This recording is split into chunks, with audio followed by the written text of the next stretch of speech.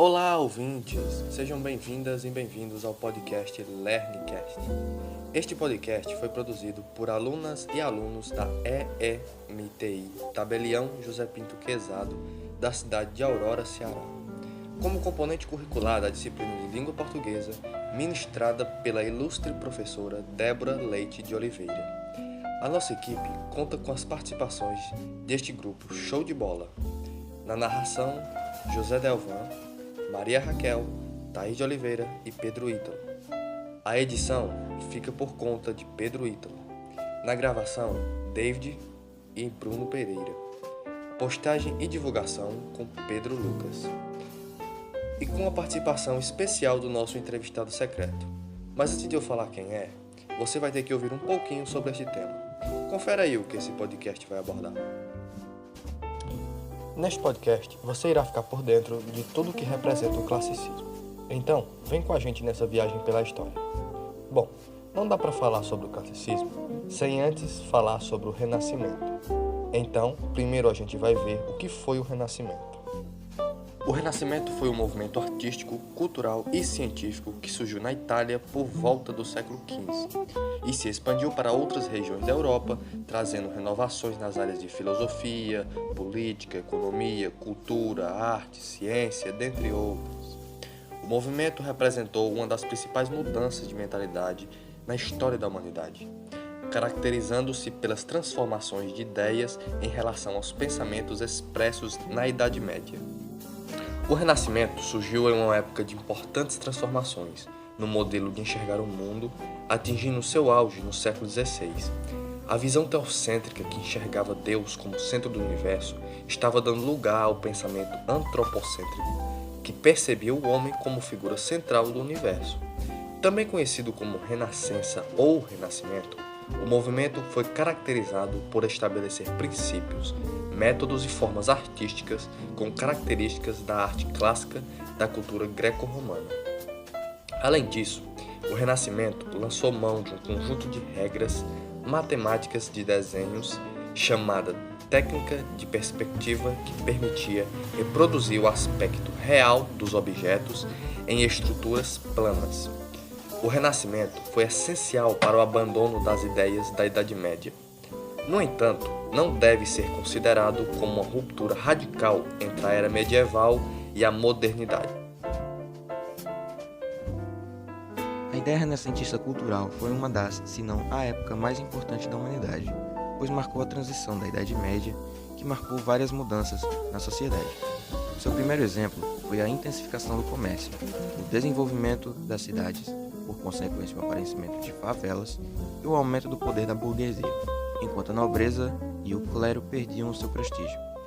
Essas mudanças, como já citado, trouxeram novas formas e mudanças na sociedade, por exemplo, na arte, onde houve o desenvolvimento de novas ferramentas, tais como tintas, pincéis, argamassas, etc. Também o melhor conhecimento da anatomia humana e do mundo ao redor. Antropocentrismo, racionalismo, valorização da antiguidade clássica, cientificismo, individualismo. Essas são algumas características do Renascimento. Durante toda a Idade Média, Deus era tido como o centro do universo. A partir do Renascimento, surgiu o antropocentrismo, que se opunha ao modelo teocêntrico, defendendo a ideia do homem como o centro do universo. Nesse período, diversos aspectos do ser humano foram valorizados e o homem passou a ter uma posição de destaque. Assim, tornou-se o principal responsável pela condução da história da humanidade. Essa ideia foi reforçada, sobretudo, com as descobertas científicas da época. Outra característica marcante deste tempo é a melhora da ciência, pois como o comércio havia crescido, novas tecnologias eram necessárias, além de, claro, forças militares que também faziam uso de avanços tecnológicos. É importante destacar que o berço da Renascença foi a Itália. Foi lá que surgiu a ideia, e os italianos foram os principais responsáveis pela disseminação da ideia renascentista pela Europa e posteriormente pelo mundo.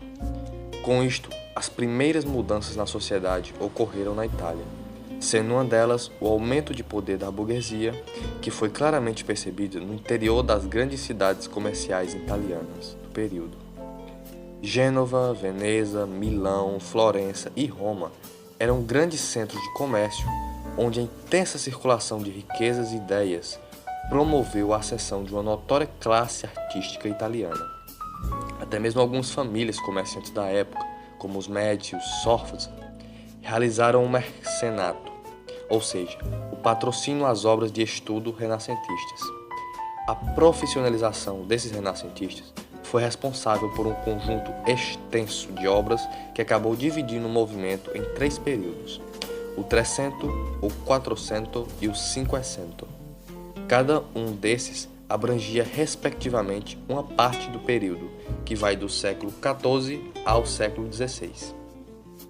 Vamos nos aprofundar mais em cada um desses períodos agora. Iniciado em 1300, o Trecento é um período italiano que ocorreu principalmente na cidade de Florença, centro político, econômico e cultural do país. A arte desse período é, em termos gerais, um segmento que passa pelas artes paleocristã, bizantina e gótica, para então chegar ao Renascimento. As pinturas mostram vários trípticos e usam simples folhas de ouro que representam o caráter de Deus.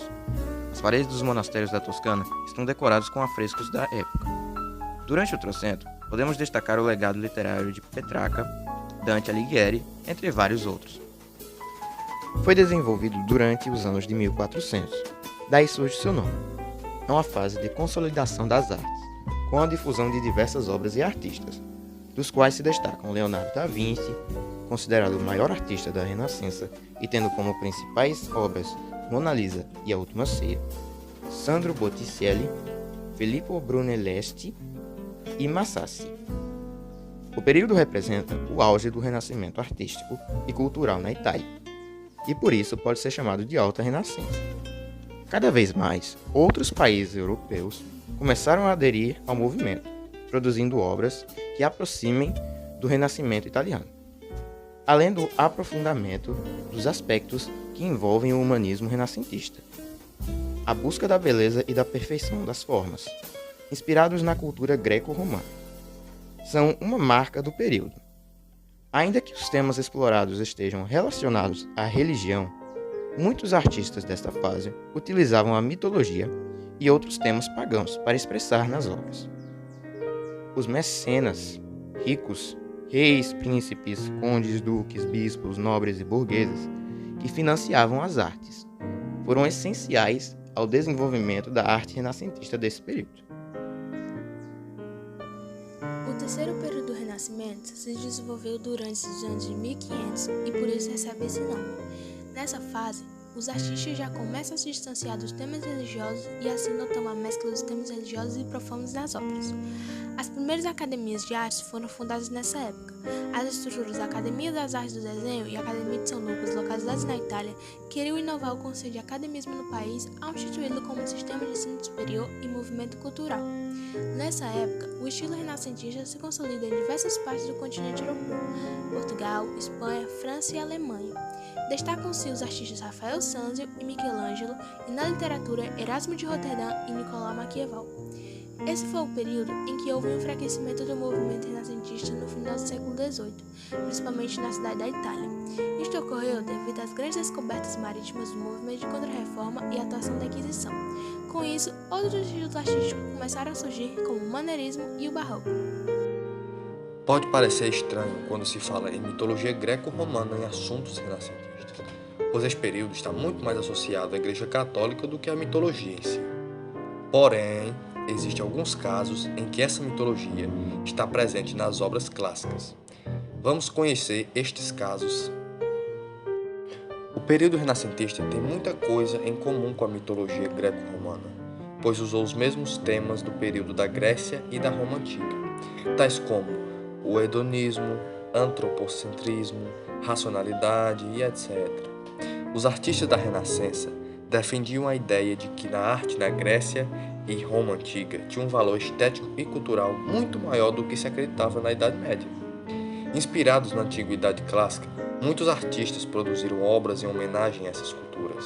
Um exemplo disto é a obra O Nascimento de Vênus, feita por Sandro Botticelli, que representa a deusa Vênus emergindo das águas, já mulher e aparentemente adulta.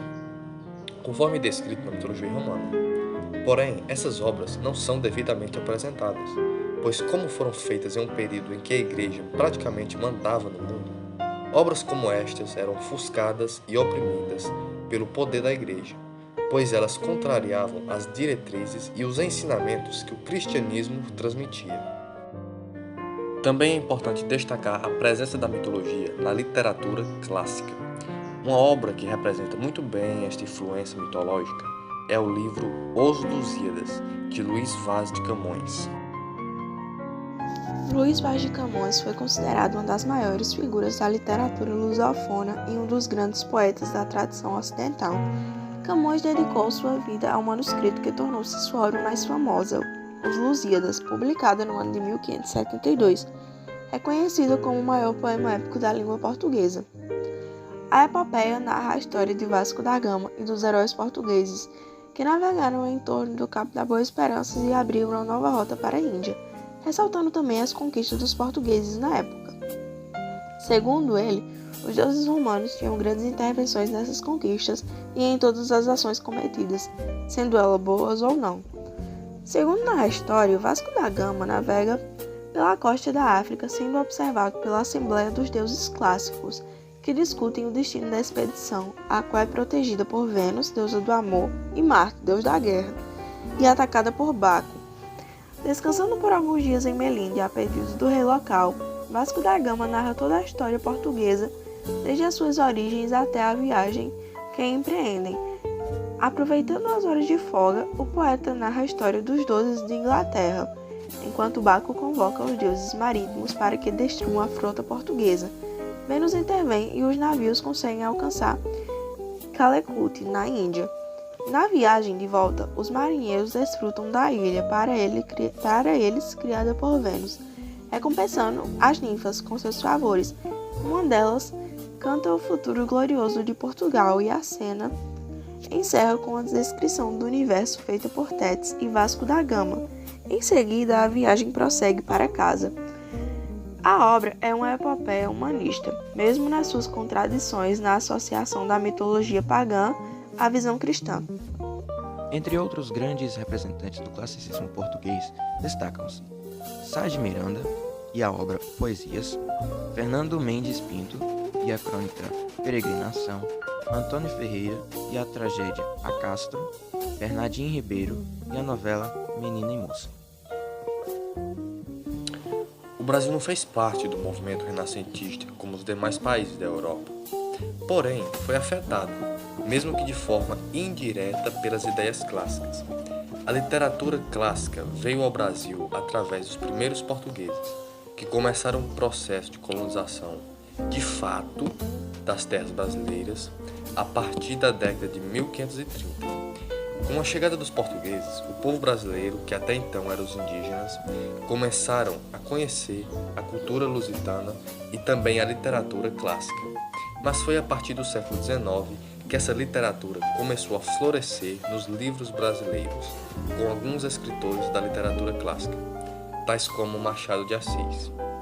Machado de Assis, talvez o maior escritor brasileiro de todos os tempos, nascido em 21 de junho de 1839, no Rio de Janeiro. Machado de Assis foi importantíssimo para a cultura brasileira, sendo considerado hoje um herói nacional. Ele foi responsável por várias obras literárias clássicas, tais como Memórias Póstumas de Brás de Cubás, Dom Casmurro, A Mão e a Luva, entre tantas outras. Essas obras são resultado de uma cultura que surgiu na Idade Antiga e até hoje tem seus remanescentes. Isso comprova a importância do classicismo para o mundo, pois mesmo em um país que não foi afetado diretamente, essa cultura se mostra presente em sua literatura. Bom, já que estamos no ensino médio, é quase que obrigatório falar sobre o Enem, e principalmente com um tema muito cobrado, não só no Enem, mas em todos os vestibulares pelo Brasil. Então, vamos apresentar algumas questões sobre o classicismo que já apareceram neste tão temido teste que apavora todo jovem estudante. Questão Enem 2013. Andaram na praia quando saímos 8 ou 10 deles, e daí a pouco começaram a vir mais, e parece-me que veriam este dia à praia 400 ou 450. Alguns deles traziam arco e flechas, que todos trocaram por carapuças ou por qualquer coisa que lhes davam. Andavam todos tão bem dispostos, tão bem feitos e galantes, com suas tinturas que muito agradava. Texto 2. Pertencentes ao patrimônio cultural brasileiro, a carta de Pero Vaz de Caminha e a obra de Portinari retratam a chegada dos portugueses ao Brasil. Da leitura dos textos, constata-se que a carta de Pero Vaz de Caminha representa uma das primeiras manifestações artísticas dos portugueses em terras brasileiras e preocupa-se apenas com a estética literária. Letra B. A tela de Portinari retrata indígenas nus com corpos pintados, cuja grande significação é a afirmação da arte acadêmica brasileira e a contestação de uma linguagem moderna. Letra C. A carta, como um testemunho histórico-político, mostra o olhar do colonizador sobre a gente da terra e a pintura destaca em primeiro plano a inquietação dos nativos. Letra D. As duas produções, embora usem linguagens diferentes, verbal e não verbal, cumprem a mesma função social e artística. Letra E. A pintura e a carta de Caminha são manifestações de grupos étnicos diferentes, produzidas em um mesmo momento histórico, retratando a colonização.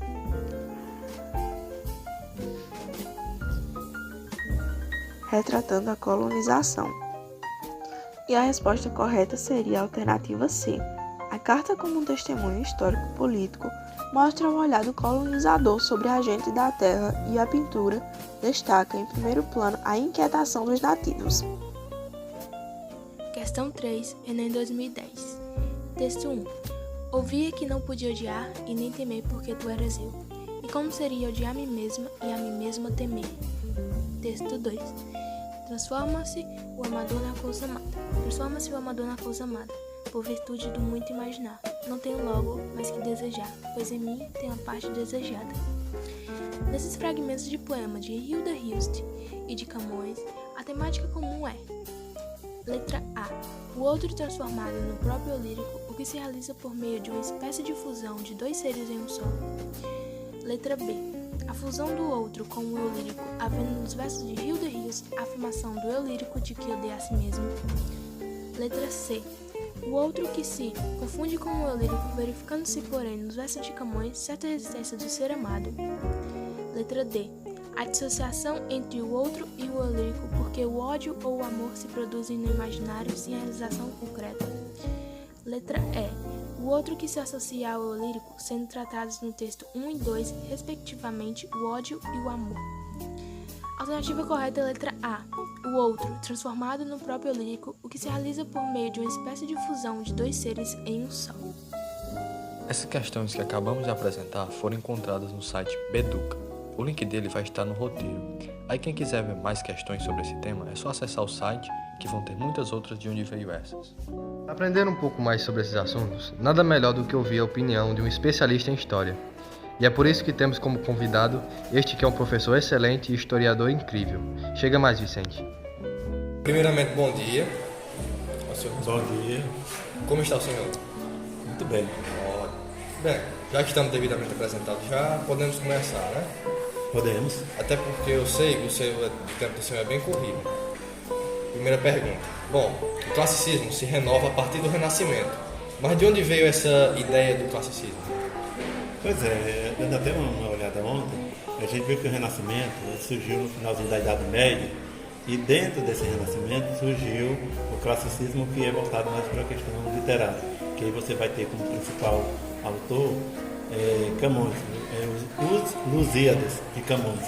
Então, dentro desse movimento que foi muito amplo do Renascimento, surge essa corrente dentro do chamado classicismo, dentro do Renascimento, por volta de 1520 e pouco, 1500, finalzinho da Idade Média e começo da Idade Moderna. O apagar das luzes da Idade Média se dá exatamente com a renascença em todas as áreas, principalmente na área artística e na área literária. E a segunda pergunta agora. Como era o classicismo na Grécia e na Roma antiga? A Grécia Antiga, você sabe que é o berço né, da civilização. Então, na Grécia Antiga já começa a surgir esse movimento literário né, voltado mais para a poesia, voltado mais para as artes em si, a arte literária. Então, na Grécia Antiga, dentro desse renascimento que se dava muito valor à questão da perfeição, né, principalmente da perfeição de corpos, né, também surge já esse movimento agora voltado para a perfeição métrica das rimas e da poesia. Terceira pergunta. Qual a sua opinião sobre as artes renascentistas? Como você enxerga essa mistura de religião e arte? No período renascentista, foi muito valorizado. Aliás, na Idade Média, o valor era a religião era o centro. Com o Renascimento se dá exatamente o contrário, quem passa a ser o centro é o homem. Então, assim, quando surge o Renascimento, você vai ter a liberdade da expressão, né, em detrimento da questão religiosa. A questão religiosa ela passa a ficar mais de fora. E ela passa a ser retratada também nos afrescos das capelas de Roma, né, o homem retrata, né, agora no seu cotidiano, de uma forma diferentemente que era feito na Idade Média, onde tudo era voltado para a questão feudal, para a questão da terra e para a questão religiosa interna. Não com essa nova visão de você expor assim o belo e expor a perfeição dos corpos. Aí, quarta pergunta agora. Um dos, se não o maior símbolo da Renascença foi Leonardo da Vinci. Aí, conta mais pra gente como foi a importância de Da Vinci para a história. Eu acho que assim, historicamente falando, eu acho que Leonardo da Vinci não era desse planeta. Não tem condições uma pessoa como Leonardo da Vinci ter 18 profissões. Inclusive inventou o helicóptero, o carro, aquele coisa de mergulhar, escafandro. Todas as áreas, esse homem era um gênio sem igual. Aí, para completar, faz aquela obra que é pequeno, são 60 por 40, chamada de Mona Lisa, o Gioconda, né? Que hoje está em torno de 6 bilhões de reais. É um quadro invendável, está no Museu de Louvre, e ele ainda faz o que hoje a gente chama 3D, terceira dimensão, porque a Mona Lisa é impressionante. Se você tapar os olhos, ela está sorrindo com o canto da boca. Se você tampar a boca, ela está chorando com o canto dos olhos. Se você tampar a face, é a face de Cristo. Então, para aquela época, como é que pode uma pessoa fazendo um quadro de madeira, né? É o quadro mais visitado hoje no Museu de Louvre, em Paris. Para ter uma ideia, 80% das pessoas que vão no museu vão só para ver o quadro dele. Aliás, o quadro dele. E existe aquela teoria também, né, de que como ele era, digamos, para a época homossexual e não podia se ver como mulher, então ele se retrata, né, porque as pessoas ficam questionando. Ele tinha uma pessoa lá, ele pintou a pessoa, ali foi se imaginando como seria. Mas aí são histórias que a gente não tem teoria, mas que na realidade foi o maior gênio. Agora imagina para a época. Depois de 500 anos, 1500 e pouco foi feito, 500 anos depois, o homem não consegue chegar nem perto do que Leonardo da Vinci fez. Então, mais incrível por causa da época dele, né? Por conta da época, por conta das técnicas que não tinha. Então, assim, eu acho que ele era um ET, porque não é possível tanta luz numa pessoa só. Né? E em todos os sentidos, ele inventou o helicóptero, cara. O princípio do helicóptero, ele inventou o carro. Isso há 500 anos, bem dizer. E inventou essa técnica de você ver uma imagem. Se você vê, você enxerga de um jeito. Se você vê, você enxerga de outro. Para a época, é fantástico. É surreal. Tem essas teorias, né? Porque realmente... E outra coisa, no período da Renascença não foi só ele. Foram vários, né? Aí tem vários pintores que eu não vou recordar. Mas Miguel Ângelo, por exemplo,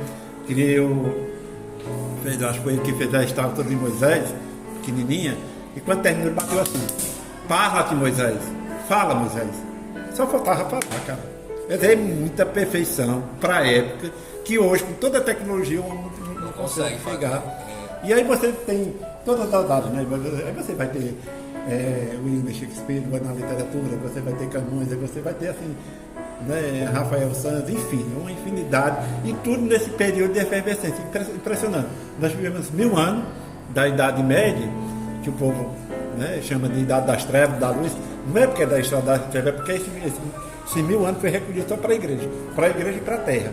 Então não tinha, né? Você teve no passado a Grécia, né, com Atenas e Esparta, né, que era o modelo de perfeição, teve um período de 1000 anos, e aí no finalzinho da Idade Média vai surgindo esses grandes inventores, escritores e artistas, na palavra plena do coisa. E Leonardo da Vinci, eu acho que é a expressão máxima de todos os que surgiram nessa época. O maior símbolo, né? O maior símbolo, com certeza. Agora, a quinta pergunta. Qual a sua opinião sobre a presença da mitologia na cultura clássica? Na Grécia Antiga, vocês sabem que tanto a grego-romana, né, que é a Grécia com a Roma, que valorizavam muito os deuses. Então você vai ter vários deuses, desde do mais simples a Zeus, né, que era o deus do coisa, e você vai ter os semideuses. E eles tinham assim, a maneira deles expressar era comparando os deuses com os defeitos humanos, que era Deus, por exemplo, Poseidon, Deus das águas, Deus raivoso, Deus que se vingava, Deus que matava o pai, que matava a mãe, que fazia esse coisa. Então era uma forma que eles encontravam de representar aquilo que eles não conheciam. Então quando você desconhece alguma coisa ou algo, você procura uma justificativa para poder dar sentido àquilo que você não conhece. Eu também procurava nesses deuses tratar eles com aspectos bem humanos, né? Bem humanos. Não era invejoso, né? Tem, até que tem se você pegar lá do complexo de Édipo, né? Se apaixona, mata o pai, se apaixona pela mãe, né? Isso é uma história bem humana, né? Bem humana, né? Bem detalhada. Eu acho que esse fato é devido, não sei se é a ignorância da época ou falta de conhecimento, não sei. Ou talvez uma visão diferenciada do que era o mundo na época. A gente está voltando aqui para 4.000 anos, sei lá, 2.000 anos antes de Cristo, né? Quando estava informação. E você vê o mundo concentrado na Europa. Você não tinha noção de Brasil ou de outro. América, né? Você, a América, a partir de 1500, com a descoberta do Brasil, não foi descoberta, foi achou, né? Achou. Tu vem por aqui, para chegar aqui no caminho das Índias. Aí o outro, tu vai assim, tu fizesse tu. Aí chega, tanto é que o Brasil não era para chamar de Brasil, era para chamar de Índio. Por que chamou os nativos de Índio? Porque pensavam que chegaram na Índia, quem morou na Índia é índio. Né? Aí vem toda a história de Colombo e Cabral, enfim, que na realidade o primeiro a pisar no Brasil não foi eles, foi Vicente Pison. Mas como é a típica coisa, você fez, não registrou, meu filho? Não, valeu. Não fez um like? Na época não tinha como, né? Então assim, a história é muito interessante porque se você for estudar história, a tua visão da história vai ser diferente da minha, que eu estudei há 10, 20 anos atrás. É tudo muito interpretativo a história. E muitas vezes você interpreta de acordo com a tua necessidade, ou com o que você acha que é correto. Isso também varia de pessoa em pessoa, que tem gente com uma personalidade tal que interpreta de um jeito. Claro. Já outra personalidade interpreta da maneira que acha bem assim, achar. É fascinante, estudar história é fascinante, porque você passa a ter uma visão assim, holística, né? A gente tem uma visão muito, muito fechada das coisas, devido ao meio que a gente vive, da nossa criação. Quer dizer, o que a gente herdou, né? de cultura não escolar, mas assim, dos pais, da comunidade, e você não tem uma abertura para o mundo. Então, quando você começa a estudar história, e você começa a ver esses fatos, principalmente estudando por período, por que a história foi dividida em períodos? Tu já pensou que você vai estudar desde do Homem das Cavernas até hoje, de uma vez só? É impossível, você não então consegue. Você separa. Então tem momentos na história que foram uma ruptura. A invenção da escrita, a tomada de Constantinopla, né? Aí o feudalismo, que foi todo voltado para a terra, né? Feudo é terra, feudalismo, feudal, fim. Toda essa história, aí vem a história moderna e a história contemporânea, que é a que a gente está vivendo agora, que eu acho que não é tão interessante quanto esse renascimento, classicismo, para o que a gente tem hoje de tecnologia e tudo. É porque assim, né? Porque para chegar no que é hoje, foi preciso descer todos esses fatos. Toda essa caminhada. E essa caminhada, ela muitas vezes se perdeu, né? Ela ia num rumo certo, de repente desviou-se. Por exemplo, você tem uma questão de uma guerra, por exemplo, que tira o eixo. Você vem numa caminhada aqui, de repente tem uma guerra aqui, uma ruptura. A própria pandemia foi uma ruptura muito forte, que vai ser estudada daqui a pouco. Porque foi uma coisa, não é brincadeira, morreu mais de 1.500.000 pessoas. 1,5 milhão de pessoas. 1,5 milhão de pessoas. 1,5 milhão de pessoas, gente, é quase um estado todo. Né? É mais do que alguns estados até. É mais que a população de alguns estados. De alguns países. De alguns países, é verdade. Então, assim, a gente não percebe porque, como na minha casa não morreu ninguém, e não morreu nenhum, aí a gente não percebe. Mas imagina na Amazônia que as pessoas caíam no meio da rua morrendo, não tinha nem onde se enterrar.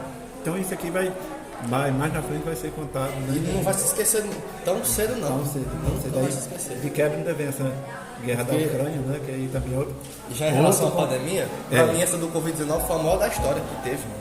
Alguns falam da peste negra, né? Mas. É, porque a peste negra na época matou 1/3 da população. 1/3. Mas as pessoas não tinham. Tu sabe o que eles amenizavam na época para escapar? Comia arroz com casca. Que dizia que a casca do arroz tinha.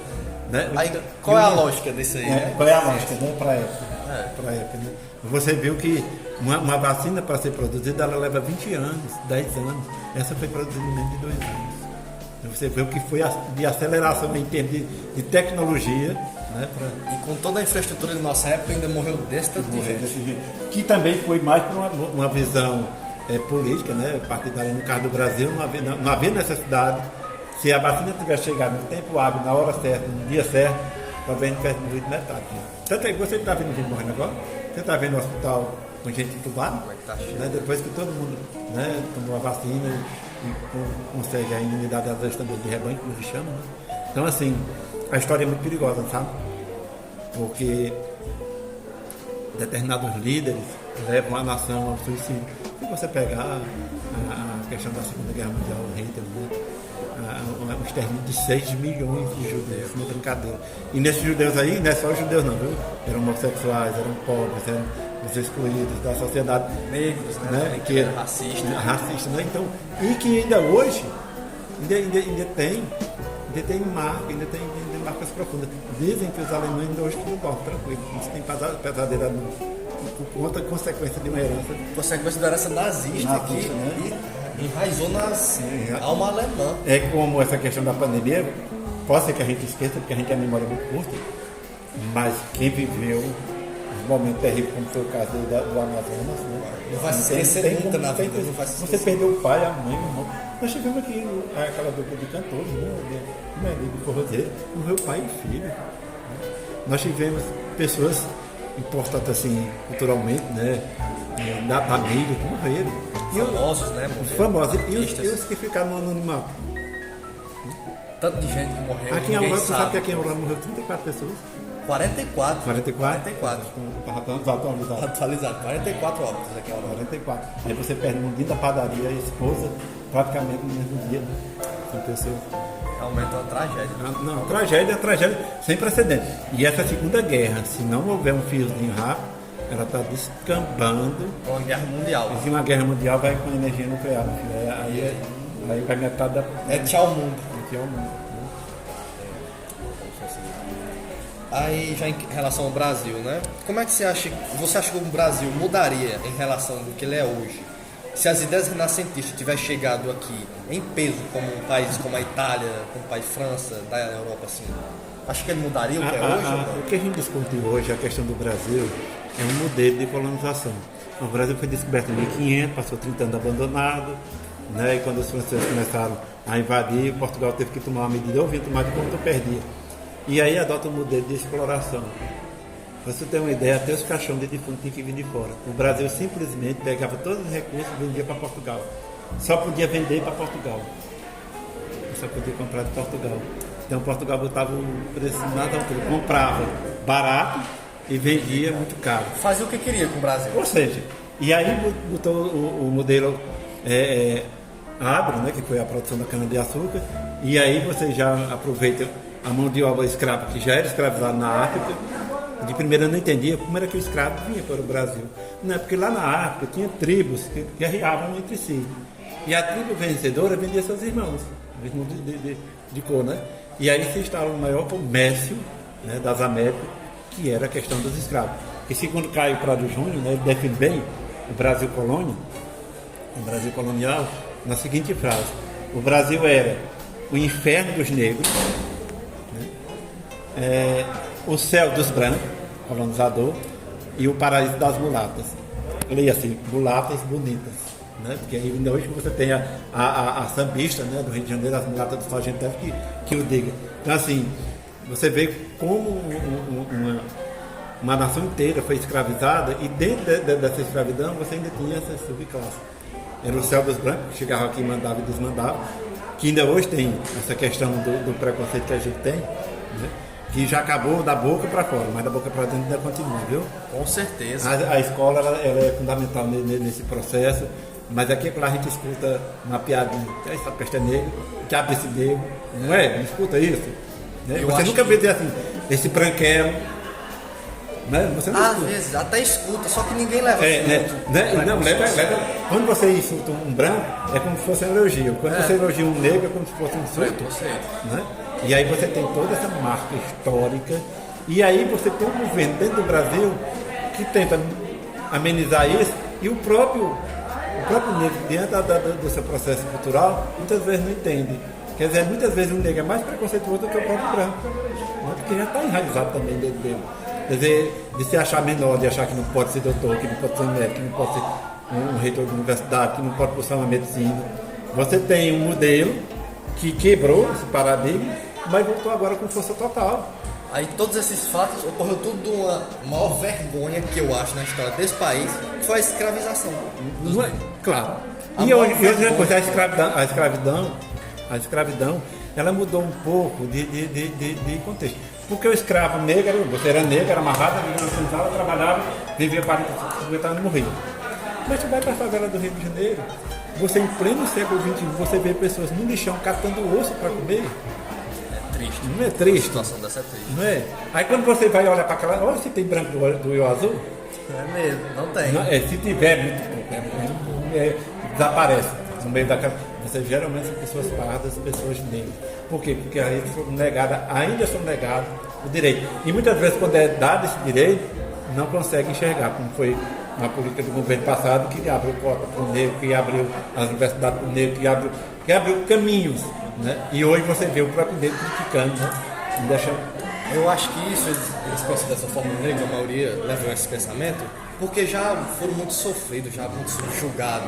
Eu acho que deixou uma ferida profunda assim da Agora, alma como é que você tem um gestor, um maior, um presidente da República, que não tem nem qualificação para dizer, mas diz barbaridade com o negro, e o negro ainda acha que está certo, cara. É um pensamento. Não vou nem dizer negro, mas de classes sociais que são excluídas, né? O negro exclui, né, abertamente numa televisão, não sei o que, ele quem diz, as besteiras dele, e as pessoas ainda aplaudem. Ainda querem que essa pessoa continue. Eu acho que esse tipo de pensamento é a ignorância da pessoa. Eu não sei. É ignorância já. Eu acho que tem alguma coisa que está além da nossa compreensão de historiador, de pensador, sei lá. Ou a gente é muito burro. Ou as pessoas são muito burras. Não bate, a conta não fecha. Como é que tu tinha... Mas aí, ó, só para fechar aqui, eu gosto muito de citar a história do escorpião. O escorpião ia doido para atravessar o rio. Não sabe nadar. Aí o compadre sabe, leva nas costas. Aí o sábio disse, tu é besta. Quando tu chegar no meio do rio, tu vai me ferroar e eu morro afogado. E se tu é doido, porque se eu te ferroar, eu também morro. O argumento não foi bom. Põe aqui, quando chegou no meio do rio, o escorpião, pá, ferrou o sábio.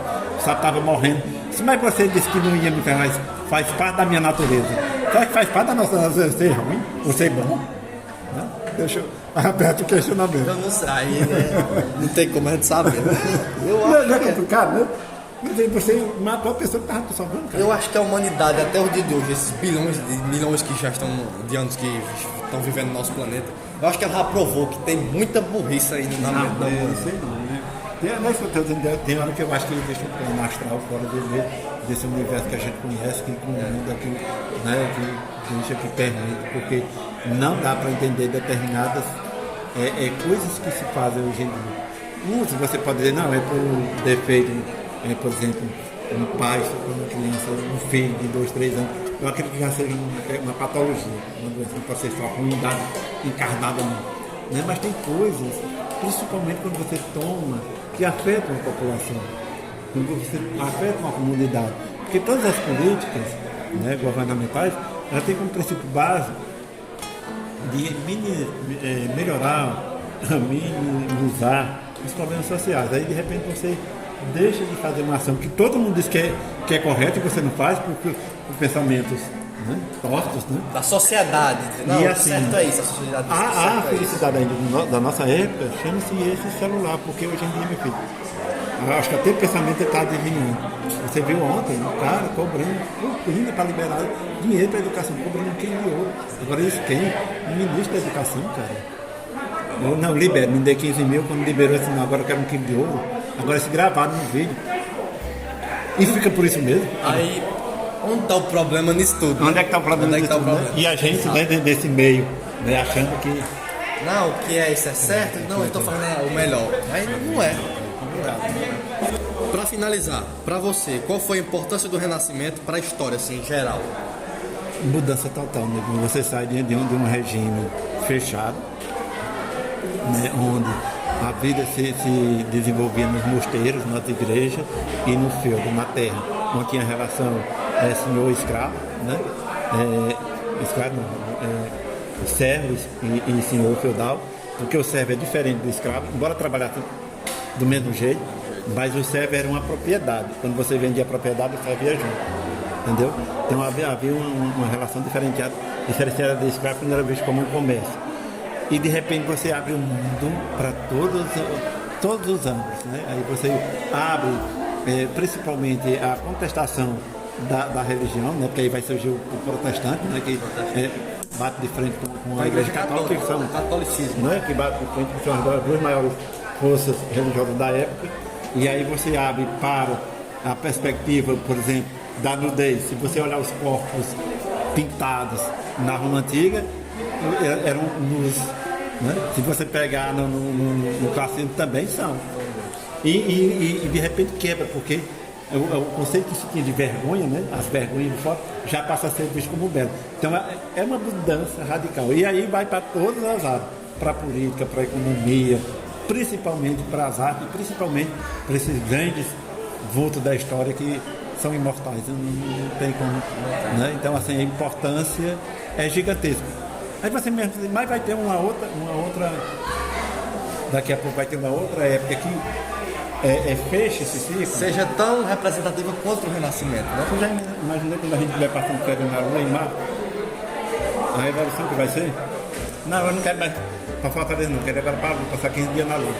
A revolução que vai ser? Já tem até projeto, né? Bilionários já foram. E assim, olha, tu imagina, tu tá com esse aparelhozinho. Há 20 anos atrás, a gente chegou o celular não, telefone, né? Um telefone daquele custava quase um carro. Hoje ninguém quer nem usar ele. Nem tem mais. Nem tem mais. Né? Existe um projeto que a gente vê nos filmes de ficção, né?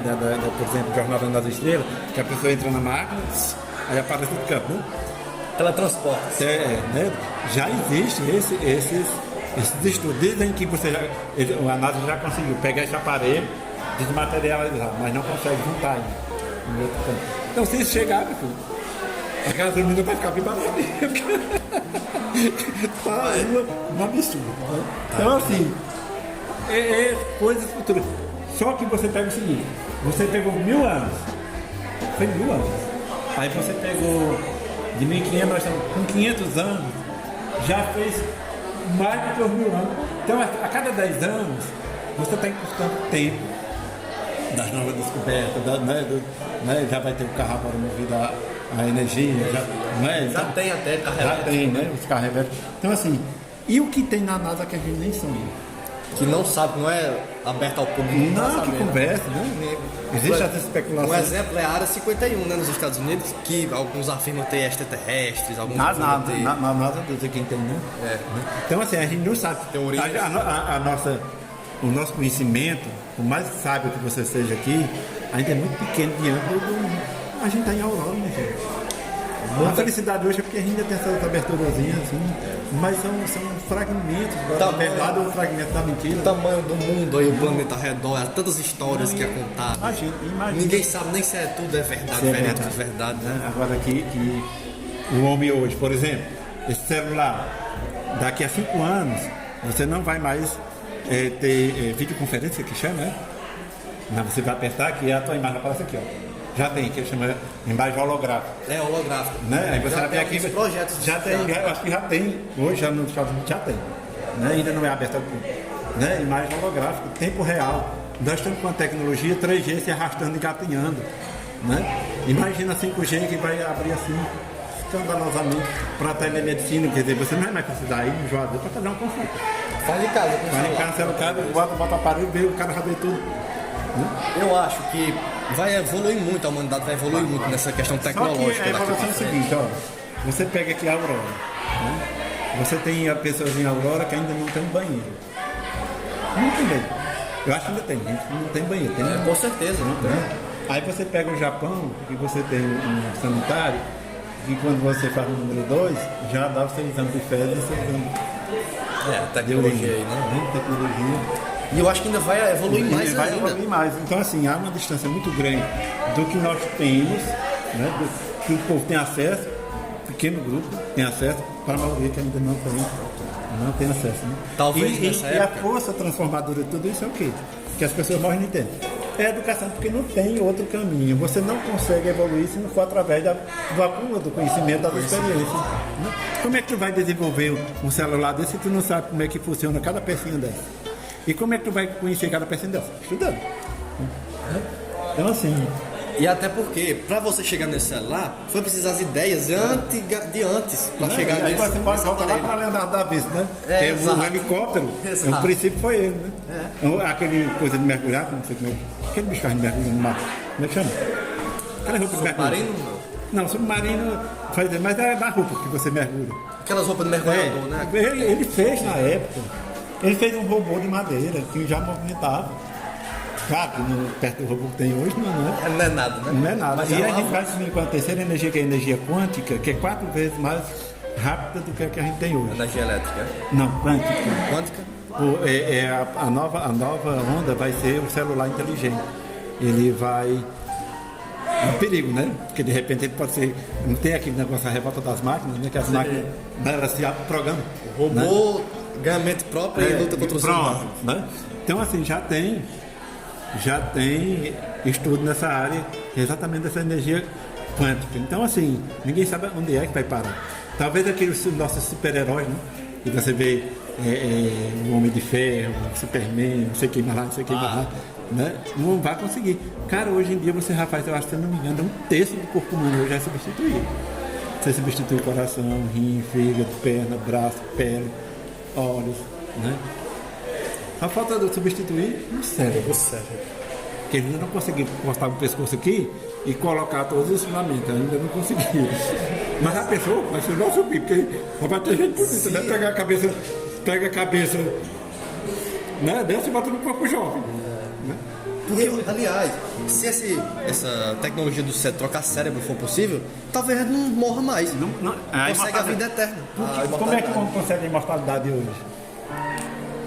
Através do seu descendente. Por que o casamento, enquanto instituição, o acasalamento, o ajuntamento, enfim, a convivência de dois seres que reproduzem de maneira natural, que hoje em dia também não precisa mais, já dá para reproduzir no laboratório, é a maneira que o homem tem de se imortalizar. Ora, eu sou eu, aí tem meu filho geralmente vai viver no meu espaço, eu vou saindo, ele vai. Sabe? É uma forma de você se manter vivo. E quando isso não precisar mais? Você precisa substituir, sei lá, uma parte do teu DNA que reproduza no outro que você é. Né? Então, assim, são visões, talvez, a gente diz assim, ser louco. Sim, mas o telefone há 500 anos atrás era loucura. Um avião há 500 anos atrás era loucura. Santos Dumont, né? Todo mundo tá cheio de louco, né? Porque ele inventou o 14 O submarino nuclear hoje que passa 6 meses debaixo d'água mesmo. Não é um peixe. Praticamente um peixe. É um peixe, né? E com toda a tecnologia, cara. E a gente tem aqui uma coisinha, imagina os supercomputadores de hoje, como é que estão. A tecnologia que a gente não tem acesso. Então, assim, isso vai, a não ser que haja, como houve, né, a peste negra, como houve essa pandemia, uma ruptura. Por exemplo, a guerra nuclear, né, que não é difícil, porque os países, tanto os Estados Unidos como a União Soviética, eles são armados igual para igual. E na hora que um soltar uma arma nuclear, Vai desencadear um conflito sem precedentes. A bomba de Hiroshima e Nagasaki, em 1940 e 50, a bomba que tem hoje, a bomba de Hiroshima e Nagasaki é um traque pequeno. Um traquezinho de salão, perto do poder de destruição. E ela varreu assim 6 km, um raio de 6 km, ela varreu. Virou pó. Evaporou tudo. Por exemplo, você estava aqui, se soltasse aqui em Aurora, ia pegar Milagre, Caririaçu, Lago, desapareceu. E aí, mais 6 km, as pessoas sofreram queimaduras de segundo e terceiro grau, e mais 2 km. A escala aqui não está ajustada, só dando uma ideia. E as pessoas pegaram câncer. Ainda hoje que a cidade lá de Chernobyl é isolada também por conta daquele vazamento lá, as pessoas só entram com roupas especiais. Agora imagina a bomba que tem hoje. E essa bomba de Hiroshima e Nagasaki era atômica, né? Hoje é nuclear, que é mais perigosa do que a energia nuclear. A bomba de Hiroshima é um traque perto da que tem hoje. Agora imagina se a União Soviética solta uma bombinha dessa. Ou se os Estados Unidos. O presidente dos Estados Unidos, John Biden, né? Ele tem o poder de destruir o mundo hoje da casa dele, do avião dele. Na mesa dele, do escritório dele, assim, ele tem certeza. Aquelas maletas nucleares que chama. Aquela maleta é para destruir mísseis. E outra coisa, tem uma bomba que ela vai deslocar o eixo da Terra, em não sei quantos graus. E aí o que vai acontecer? Vai passar 2 ou 3 anos sem sol. E aí vai maremoto, terremoto, porque como vai deslocar, freio, aí morre todo mundo. É o fim do mundo, como diz a... Talvez não sei porque pode ser que tem alguém lá em cima do outro plano. Como é que chama? Na estação, né? Espacial. Se tiver um casal lá, quando passar tudo isso, eles voltam e começam a povoar tudo de novo, né? Eu acho que isso aí vai mais uns milhões de anos, vai acontecer de novo. Aí você tem também agora, particular da religião, quando você vê como é importante essa questão da religião, né? Terceiro segredo de Fátima, né? Que seria a guerra nuclear, né?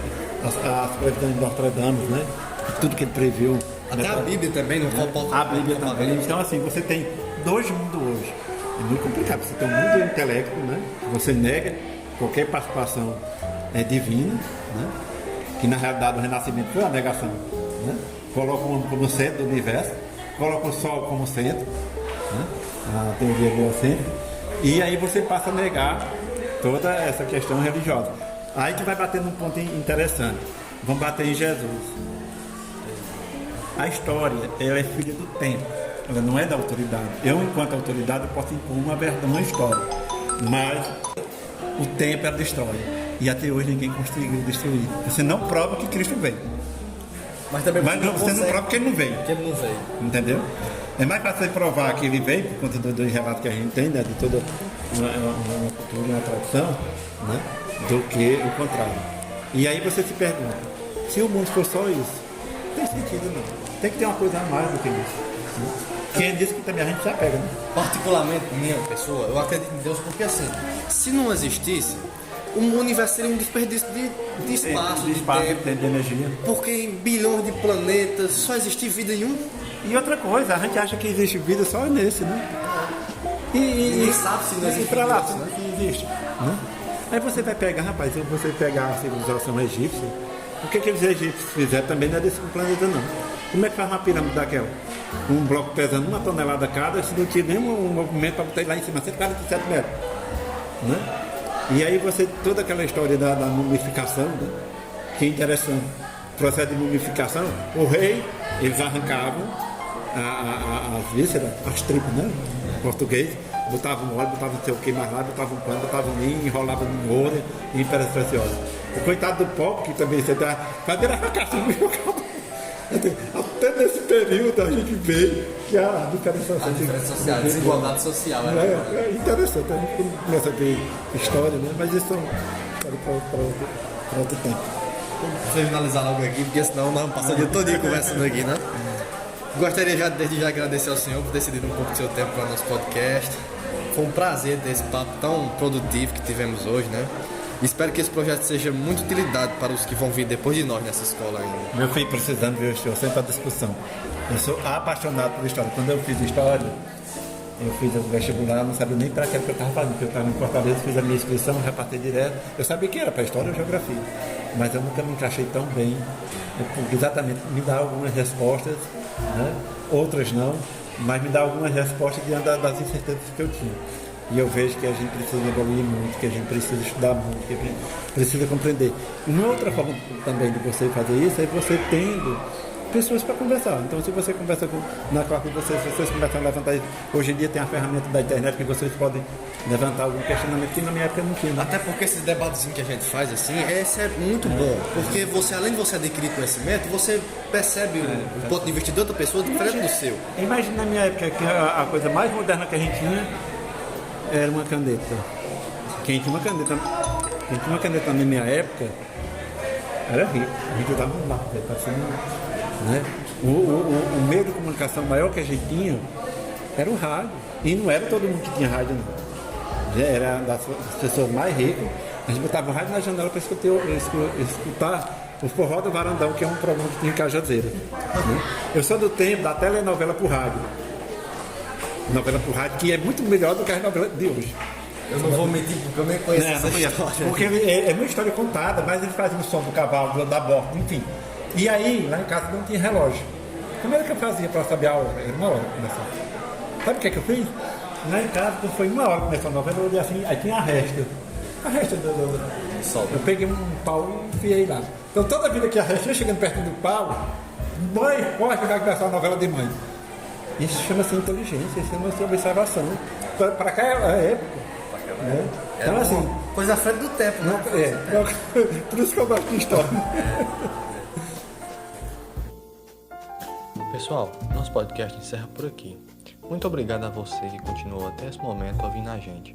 Espero de coração que vocês tenham gostado e aprendido com esse meio que a escola criou para levar o conhecimento a todas as pessoas que reservarem um pouco do seu tempo para escutar o que falamos até agora. Um forte abraço e lembrem sempre que apesar do passado ter ficado para trás, a história que ele nos deixa é a chave para entender o presente e ter uma noção do futuro. Tchau!